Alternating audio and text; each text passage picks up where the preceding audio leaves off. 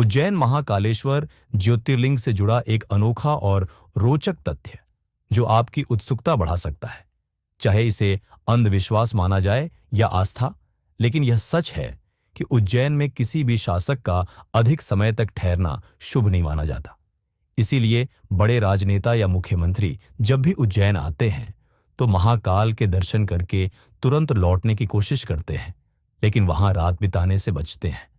यदि कोई राजा शासक उज्जैन में रुकता है तो उसकी सत्ता खतरे में पड़ जाती है या उसकी सरकार गिर जाती है। यह मान्यता उज्जैन और महाकाल की राजा के रूप में प्रतिष्ठा से जुड़ी हुई है। उज्जैन में कोई भी मानव शासक राजा के रूप में नहीं ठहर सकता, क्योंकि यहाँ के एकमात्र राजा भगवान महाकाल हैं। जो भी राजा या प्रधानमंत्री यहाँ ठहरता है उसे सत्ता का नुकसान उठाना पड़ता है। ऐतिहासिक घटनाएं जो इस मान्यता को मजबूत करती हैं, कुछ प्रसिद्ध उदाहरण दिए जाते हैं जिनमें बड़े राजनेताओं या शासकों ने उज्जैन में रुकने के बाद अपनी सत्ता खो दी।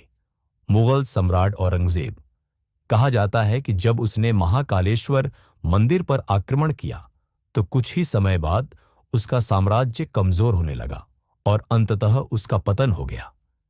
पेशवा बाजीराव द्वितीय, जब उन्होंने उज्जैन में रुकने का प्रयास किया तो उनके शासन का अंत हो गया। भारत की पूर्व प्रधानमंत्री इंदिरा गांधी, ऐसा कहा जाता है कि 1979 में जब वे उज्जैन में एक रात रुकी थी तो कुछ समय बाद उनकी सरकार गिर गई थी। चंद्रशेखर, पूर्व प्रधानमंत्री, 1991 में जब वे उज्जैन आए थे तो कुछ ही महीनों बाद उनकी सरकार गिर गई थी। दिग्विजय सिंह, मध्य प्रदेश के पूर्व मुख्यमंत्री, कहा जाता है कि जब वे मुख्यमंत्री रहते हुए उज्जैन में ठहरे थे तो उनकी सत्ता चली गई थी। क्या यह केवल अंधविश्वास है? हालांकि यह मान्यता ऐतिहासिक घटनाओं और लोक कथाओं पर आधारित है। इसे वैज्ञानिक दृष्टि से नहीं समझाया जा सकता।